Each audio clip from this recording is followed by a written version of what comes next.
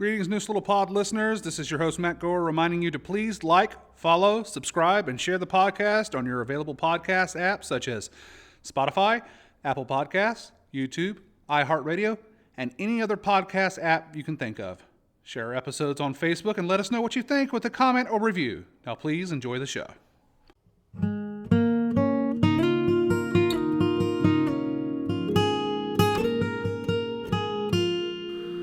Good evening and welcome to Neuse Little Podcast. This is an audio program talking about the backstage antics and stories of running a small-town community theater on the banks of the Neuse River located in Smithfield, North Carolina.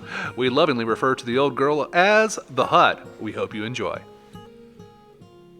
Welcome to a new episode of Neuse Little Podcast. I am your host, Matt Gore. We are here with a cast of Unnecessary Farce, and it is the 180th production at NLT, and it's the 49th season. When we're going to introduce the cast to you in just a minute, but first, some business to get through. It is raining here at the Hut, and this is a tin roof, so if you hear a little bit of pitter-patter on the roof, please, we apologize. It's just, we are thankful for the rain that's washing all the pollen away from our lives, so we don't mind it here.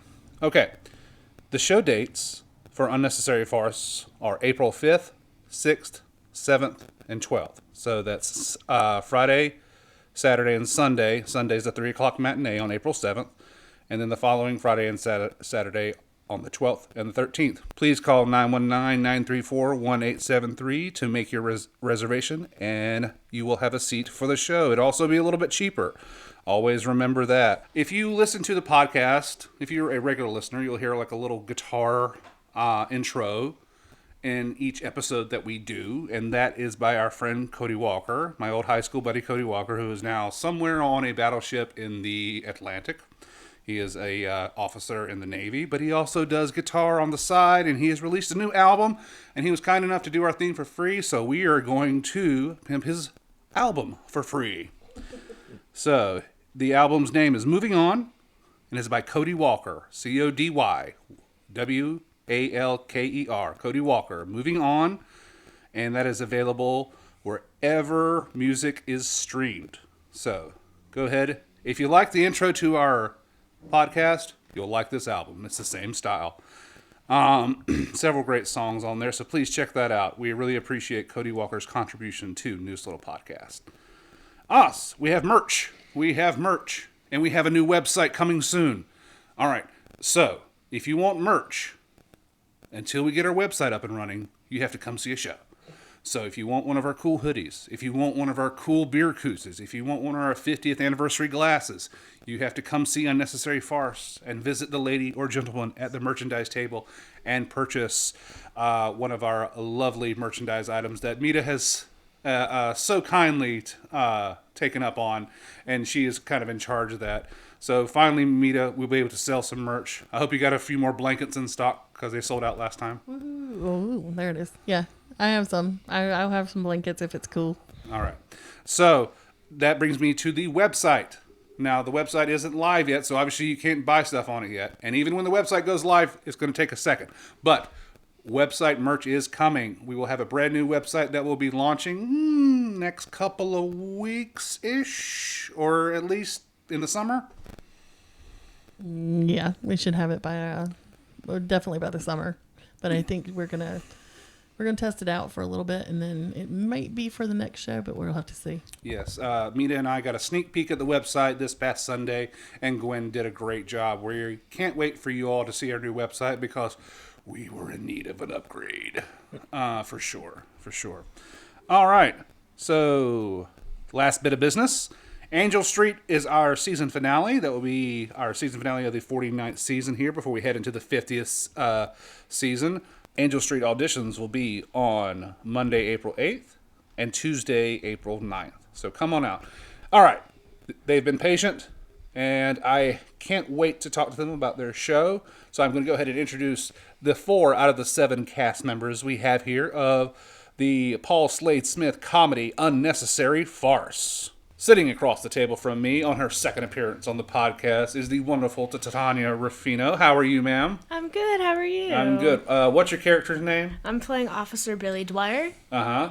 And appearing on also his second episode of the podcast. You might have heard him on the Lion and Winter podcast, and you might have heard Ty on the Things My Mother Taught Me podcast. But Larry is here with us for the second time. How are you doing, Larry? I'm doing well. Thanks for having me. Larry Gray. And sitting next to him is a newcomer. His name is George or Jorge. We haven't really figured it out yet, but we are glad to have him here. Welcome, sir. What's your last name? I'm sorry. Sepulveda. So George Sepulveda. Yes. Okay. All right. And what is your character's name? I am Agent Frank. Agent Frank. And then Larry, you're the mayor, right? I am Mayor Meekley, correct. Mayor Meekley. And then sitting to my direct right. He's been on the podcast, I don't know, 5-6 times. He's usually on when we talk about movies, but this time he is on the podcast as a cast member. Not for the first time, obviously, but I do think it's the first time that you're in a kind of a lead role here. It is. So congratulations on that. Thank I you. have Keith Allen Davis. So thank you for being here. What's your character's name? Officer Eric Sheridan. So, officer, you're all partners, right, Titania? That's right. Yeah. So, okay. Let's talk about the plot a little bit. And usually I kind of describe the plot, but I thought this time it would be more interesting if you guys would describe the plot for me. So, Larry, tell me what, since you have a firm grasp that this is the second time you've done this show, tell me the plot of Unnecessary Farce. Yes, this is the second time I've done this show. I've stage managed. Now I'm on the acting side. But the plot of the show is there has been some money misappropriated. 2 officers are assigned to investigate this missing money, what's going on. You see these 2 officers at the beginning of the show, Officer Billy Dwyer and Eric. Everyone thinks it's the mayor, so they've come to videotape the mayor, and they have an accountant who has just recently come on town hall, who is working with the cops to try to investigate and to figure out how this money is disappearing. And then a whole bunch of confusion, identity mishaps, a lot of doors closing and opening and closing and opening, and people running in and out. It's absolutely hysterical to take us to the end. Right. And that is a good plot synopsis there. Titania, if you could please do me a favor and nail Larry's hands to the table, I would appreciate it. Sorry about that. I'm French. You talk with your hands. I do. The mics are hot today, so we're picking up everything. That and my James Gandolfini-like breathing. We do need to give a shout out to the cast members that are not here. We have Kay Hewitt, who I've worked with twice. She was in Curious Savage with me, and we were also together in Lend Me a Tenor. So I've worked with her twice before. And tell us about working with Kay. So let's talk behind her back. Come on, since she's not here. Since she's not here. Yeah. Tell us about working with Kay. Well, She plays the mayor's wife, right? she does. It is like a she smaller, is a delight. smaller role. Yes. Right. Right. Little. What's it like working with Kay, Titania? Because I absolutely love her. She is the sweetest thing ever. Oh my gosh. When we're on stage together, like, we're both like, are you okay? Are you okay? Okay, cool. We're good. We're doing this. We're all right. Because we both have like really physical parts at the end of the show, and we're just like, please, we don't want to hurt each other. We just like want to be okay. Mm-hmm. And she's just like a mom on stage. She's like, oh, do you need this? Oh, do you need a Band-Aid? Are you okay? You should drink some water. no, you should clean up that blood. Don't slip now. And also, Julia Kapke is playing the role of Karen Brown. Yeah, Yes. Karen Yeah, Brown. Karen Wow, Brown. I cannot believe I pulled that out of thin air. But Julia was going to join us, but unfortunately she couldn't make it. But I have worked with Julia several times as a scenic painter. And also she's been on stage. She's been in Father Knows Best, and also Things My Mother Taught Me. Yeah. And I'm sure I'm missing one, Julia. I'm sorry. But she's an excellent actress, and she's a wonderful scenic painter. And I hear she is leaving us soon, which I wanted to have her on the podcast tonight because I wanted to give her a send-off because her contributions to Neuse Little Theater have been very appreciated, and it's in a relatively short amount of time. If you wanted to piggyback on that, Mita. No, it's just she's an amazing artist. Probably the one that I mean, she did Lion in Winter with Anita, but she also did Monte Carlo. She did that entire seascape, yeah, which was beautiful. She does amazing work, and we're gonna really miss her because poor Anita's gonna have to go back to doing everything by herself. Anita, I was hoping Julie was here for the long haul, but life intervenes and we do what we must. So Julia, we miss you here tonight, and I'm sure you all love working with Julia. Like, you got a couple of key scenes with her there, Keith, don't you? I sure do. Yeah. What's it been like working with Julia? She's a wonderful partner. We definitely are very communicative with one another, making sure that we go about our scenes in the best way we can. In the appropriate way. Of course. Yes. But it's also that involves a healthy amount of trust. Absolutely. And there's also someone here who I haven't met who's in the cast, and his name is Brian Vanderlisk. Vanderleek, I think is how you say it. Okay. All right, I'll take your word for it. And he is playing. We asked him the other night. I think that's what he said. Brian Vanderlinky. Something like that. Okay. All right. And he is playing the role of Todd, but he's also has like a Scottish accent or something. There's something with Scottish. Without spoiling, so is he like an undercover Scottish person? How does that work? I mean, you're just gonna have to watch the show, man. Yeah. You're gonna have to watch the show. What is an undercover Scottish person? That's someone who's trying to defraud the English government for more tax tariffs. Right. Okay. Yeah. I think that's giving it away. Did I just give away the whole thing? No. All right, so let's. That brings me to you, George, and yes, sir. Agent Frank. What agency are you a part of? Do you have an official? Just town hall security. Okay. Yes. Town hall. Okay. Town hall. So without giving anything away, when you first make your entrance, what are you there to do? I am there to protect Mayor Meekley over here. He's actually there to tell the mayor what to do. He's always telling the mayor what to do and where to go. That's my number one job, is to protect the mayor. So you're kind of his bodyguard. Yes. Okay, and I'm assuming since there's a bodyguard, there's going to be a need for it somewhere in the play. Do you Could be. You jump in front of a bullet for him or something? I would. I would. Okay. I always like to ask our new people, George. How did you get here? How did you? In case I'm way off, I've seen you in the audience at several shows, right? No. No, dude. I thought this guy. I'm a doppelganger. There's someone that looks a lot like you that comes to city shows. All right. I've heard that you before. got twin sons, so you know. I've heard that before. All right. Well, how did you get here? Tell me how. I did acting in high school. I met some lifelong friends doing it, and I always wanted to do plays, but there was always conflicts with my schedule with sports. I did a lot of sports in high school. I went from football to wrestling to gymnastics to summer football 4 years in a row. Oh, where do you hail from? Originally from Chicago. Oh, okay. Yes, I was wondering which Chicago. The suburbs, 40 minutes north of the city. But I just say Chicago because it's nobody knows where I'm from. But always wanted to. Yeah, Larry does, because he grew up 20 minutes from about 25 That's minutes. crazy. Yes. Small world. That's crazy. Yeah. So, all right, let's get this straight for the listeners. You know where he's from because you grew up close to where he is from. Exactly. Yes. Oh, wow. How long were you there? Oh, I grew up from kindergarten through high school. I lived in Crystal Lake, Illinois. We have two guys that are very familiar with Chicago and the Chicago area, so I have to ask because I have a friend that is also from the Chicago area, and he's always trying to find better meat.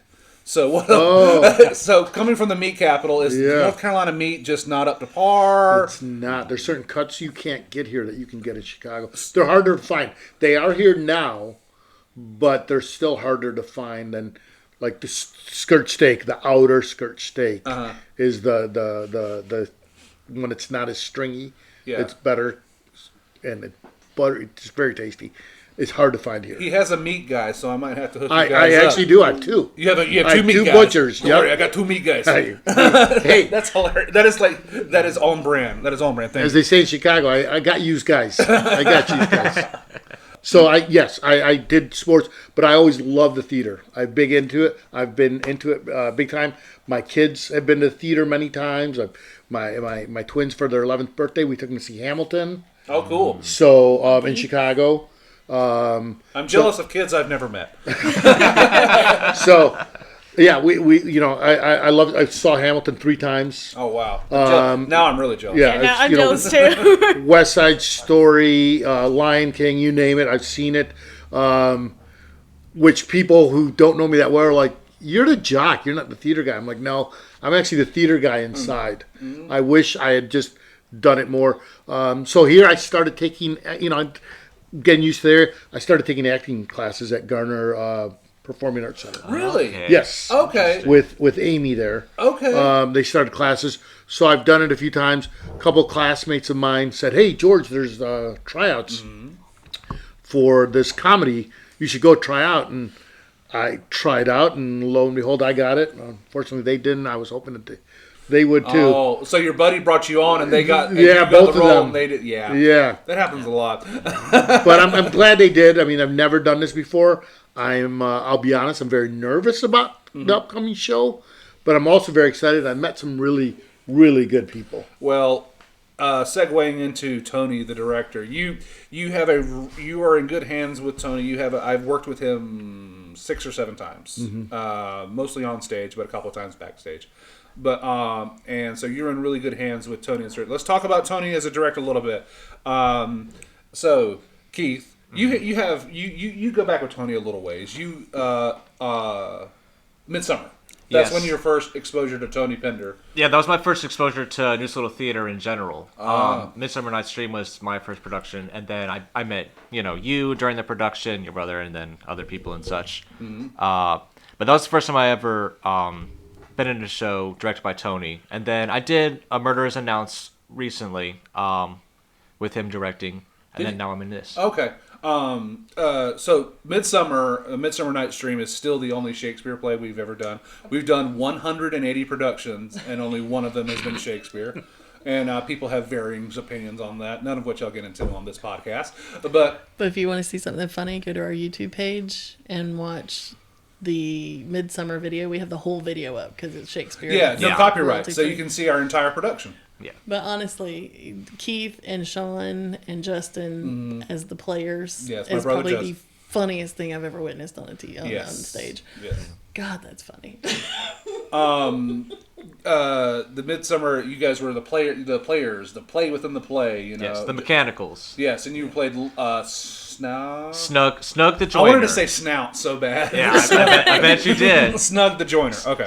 All right. So flash forward to now. What is it like working with Tony now? Like 13 years later? Yeah. No, I mean, it's a definitely different minefield now. What with all the time that has happened since then, and like my experience in other companies and such now. So I'm seeing this with new eyes, but with more experienced eyes. Yes, of course, and like I really appreciate the way that he goes about directing his scenes and like his blocking, and like whenever he describes to a character, I need you to do this for this reason. I was like, oh, that makes sense. It's like you're telling them what you see how you would like to be directed, basically. Yes. Go ahead. What's it like working with Tony, Titania? I've only worked with Tony one time, and I think I was about 14, 15 when we did Cat on a Hot Tin Roof. Cat on a Hot Tin Roof. Were you one of the Cat got your tongue? I was one of the no-neck monsters, yeah. Yes. That was back when I was about like 14, 15, and now I'm 21, and I'm working with him again, and I've been wanting to work with him. I have auditioned for every show that he has been directing here, and I finally got one. You finally got it, and it's a good one, I hear. Mm-hmm. You're the female lead in this. Now it's a lot of responsibility. It's a lot of work. How are you managing that workload? I'm working on it. I'm getting there. It is definitely a lot of responsibility and a lot of lines and a lot of physical stuff I have to do. And I'm a very busy person as it is. Mm-hmm. And I'm just balancing my life and working on my script has been kind of a pain, but I've got it now. Mm-hmm. And I'm enjoying this process so much. I love everybody on my cast, and everybody's just great. Awesome. And we know you've got this, Titania. Yeah. Yeah, I know. I can't wait to see it. She's hilarious. I can't wait. I will be here. I cannot wait to see it. George, what's it like working with Tony from a brand new, fresh perspective? Yeah. I had Mr. Conway as my acting teacher through high school, so it was the only reference I had as far as working with a director and stuff like that. So when we first came in, I'm like, who is this guy? Because he was saying some outlandish stuff. I'm like, you really want them to do that? And then once they did it, I'm like, oh, this guy's good. He knows what he's doing. Like me being, foolish, young, or new, not young, I'm far from young, but new to this. I was like, that just doesn't make any sense. And then when you see it come to fruition, you're like, wow, okay, this guy definitely knows what he's doing. He's been around for a while. You have to kind of give yourself over to it. You do, yeah. And that was only like the first 2 rehearsals. Now I'm completely Tony's. Right. So what he tells me to do, I do. There you go. And that is the attitude that most people, I'm not going to say 100%, but that is the attitude most actors have with him, where it's just like, what is this? Oh, and then you see it, and then you go, okay, I'm with you now. Yeah. I saved you for last, Larry. I saved you for last because you were just in a play with Tony. Where you shared scenes with Tony on stage, and now, right after that, you're being directed by him. What's that like? I am seeing him from a totally different perspective. I absolutely loved working with him on stage. My scenes with him, he made them so comfortable, and I learned so much from him. Working with him as a director is equally amazing in a different perspective. Right. I trust him because I've seen his work ethic. I trust his instincts. Yeah. And even if I think, oh, really, that's a different take, I totally trust him, so I'm just able to relax and go with it. Yeah, go ahead. I have one more thing to say about Tony. Please. Tony is really good at making sure everybody's comfortable on stage and everybody stays safe. Yes. He's always asking, Definitely. are you comfortable with this? Are you okay with this? He made me buy knee pads for this show. Yeah. Well, Tony is adept at that. He is adept at creating a safe space for actors to work, and without that safe space, it can be a hindrance sometimes because we all have different opinions on things, but Tony always creates a very safe atmosphere, and you always feel very comfortable. That's one of the things he does best, in my experience. Okay, so let's move on to the actual play and the set. Let's talk about the set. Now, a good alternate title for this play would be Doors Galore. Yes. Because we have broken the record. Boeing. We thought Boeing would stand for some time with how many doors did Boeing have? 5, 6? Actual doors, there were 1, 2, 3, 4 real doors. And then 2 spaces. Okay, so you guys have broken the record with 7 doors. Yes. And actually 8. It's 8 doors. 8 doors. Yeah, 8 doors. It has been described as 7 doors, 8 people. No, 8 people. 8 no, doors, 7 people, 8 doors. That's it. Boeing had 7 openings with 4 doors. Right. And we had to go out and borrow doors for this show because we don't have that many doors that match. We got a lot of doors, but none of them match. All right, so someone's just going to have to outdo you guys one day and just do a full set of just doors. Just doors. Just doors. As an interesting side note that I'll probably cut out, I did see a production of a play version of The Graduate, the Dustin Hoffman movie with Anne Bancroft. Love that movie. Yeah. Yes, and their entire... All right, help me, Larry. What is it? What is the old panel doors that kind of go like this? They fold out and then they... Bifold, and they're white, and they have like the little window base. Oh, like a French door or a... I think it's a bifold door. Bifold. It's a bifold. Bifold. Yes. The entire set looked like a bifold. Now, it wasn't like a functional bifold, but the entire set looked like an old school bifold, and I thought that was a cool little... That's insane. Yeah, I thought it was a great little choice because it's so 60s, Yes, very 60s. Yeah. Okay, I'll cut that out, but I just thought it was fun.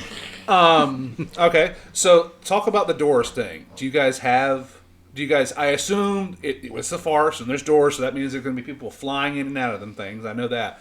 Do you guys have like a grid backstage? Do you have it in your head? Walk me through it. Oh, we are still working on that because there are times when the door needs to be shut because that's very important to what's going to happen next or the plot. There are times when the door has to be open because people just stumble into the room and you have to remember, when do I shut the door behind me or when do I leave it open? So we're still kind of working on that rhythm.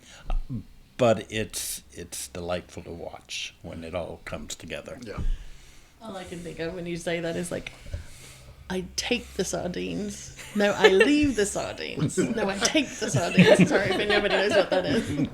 I do not know. No, what that reference is. no idea. No, it's the very beginning of Noises Off. Yeah, I was going to say that's Noise And I've is seen off. the beginning of Noises Off in the last year or so. So that's bad. And he screams to the audience, you leave the sardines and you take the newspaper, or vice versa. I can't remember what it is.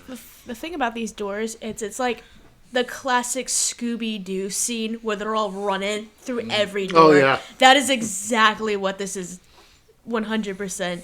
People are going to be flying through doors, running through doors. People are going to be hitting through doors. It's so funny. It's great. The set looks similar to Lend Me a Tenner's set, with more doors. But it's kind of like 2 rooms that are split side by side. Right. And, Yeah. Yeah, but this is 2 hotel rooms. yes, that 2 are joined, separate that are hotel rooms, with 2 separate beds. Yeah. And I'm sure. All right.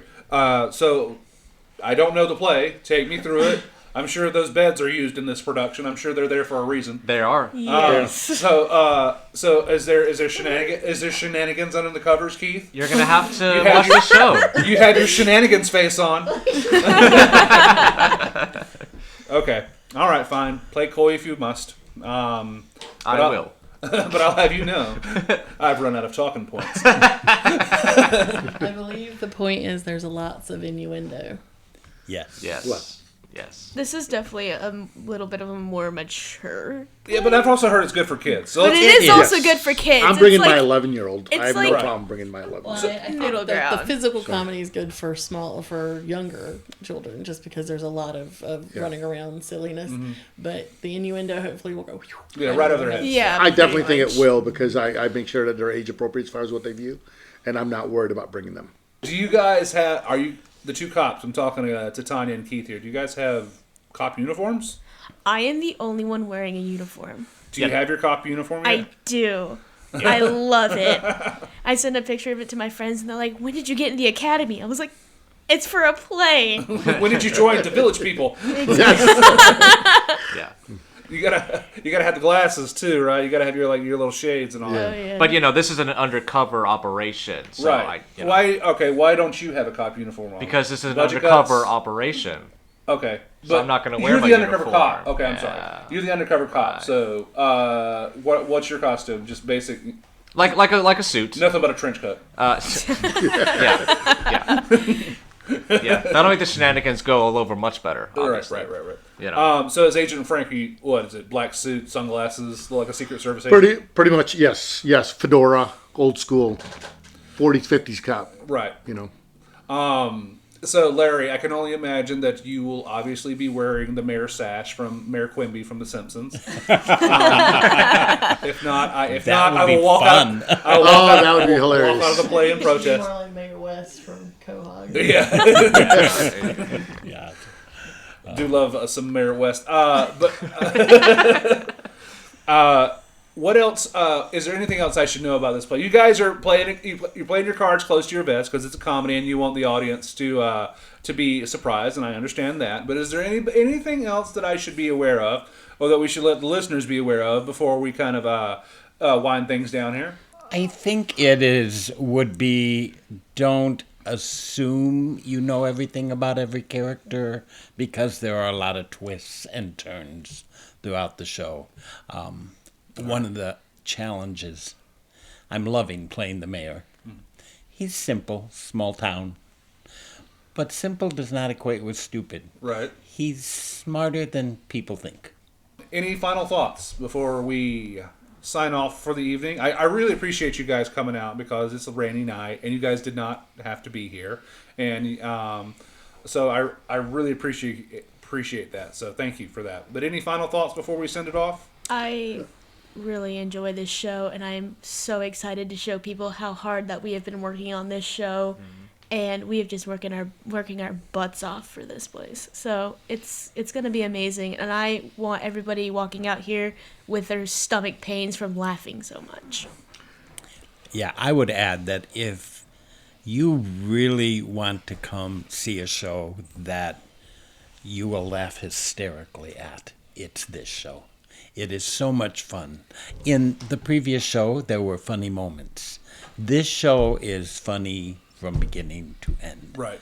And so I hope also that by the time people leave, the audience takes with them what an enjoyable time that was. Just through the read through, the first night when we were reading through it, we Yeah. were all laughing so hard.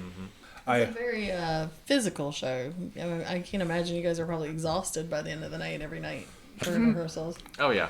I'm hoping my goal as the new guy is that I hope that the audience enjoys the show as much as I think we've all enjoyed doing the show. Absolutely. And I hope that it's something that they will have a chuckle over in the next morning during breakfast, remembering some of the scenes. You know, that it sticks with them. I'm enjoying being one of the characters who doesn't have that much physical activity, and I'll get out of here with my limbs intact and Must be no nice. broken bones. That is, if that ain't tempting the theater gods, I don't know what is. Oh man, it would have been great, just like a little thunderclap right after you said that. Keith, Yes. my good buddy, what are your final thoughts heading into your tech week for this show? I'm excited. All right, excited. well said. All right, that is it. That's all I need. That's all I need. Okay, guys, thank you for being on this podcast. I really appreciate it. Your show is going to go up April 5th, 6th, and 7th. That April 7th is a Sunday 3 p.m. matinee, it should be noted. That usually sells out. So if you're planning to come on Sunday, I would call and reserve your ticket very soon. And then it's going to be the following weekend on Friday, April 12th, and Saturday, April 13th. And remember about those auditions for Angel Street. It's going to be April 8th and 9th. So right in between the two performances of Unnecessary Farce. Come out and audition for that show. Website merch, we've already talked about that. And I guess there's nothing really else to say. We have our 50th season. It's been announced. It is out there in the airwaves. Yes, we're doing Wizard of Oz. Yes, we're doing Arsenic and Old Lace. The rumors were true. And it's going to be an interesting 50th anniversary. I can tell you're already tired, Mita. You are already tired. I'm already exhausted. No, but I was going to say we have back in stock our t-shirts, short sleeve t-shirts, small, medium, large. I know we were out for a while. We have those back in stock. We also have long sleeve t-shirts. Ooh. And we have hoodies. So if anybody wants to wear our colors with pride, let us know. That's right. You can pick them up. Hoodies are very limited edition right now because we didn't get a lot of because we didn't know if anybody would really. We had a couple of people ask for them, but they might go really fast. So when you pop in, let us know, and we'll sell you one. Absolutely. I think short sleeve shirts are still $15, long sleeve shirts are $20, and the hoodies are going for $35. 35. And I would also like to personally thank you for not charging extra for plus sizes. So that is really nice. That is something that is not common. Same here. You can get a 3X hoodie for $35. I'd say that's a pretty good deal for a large man. But thank you guys for coming out again. We wish you break a leg next week, and I cannot wait to see the show. It's going to be really funny.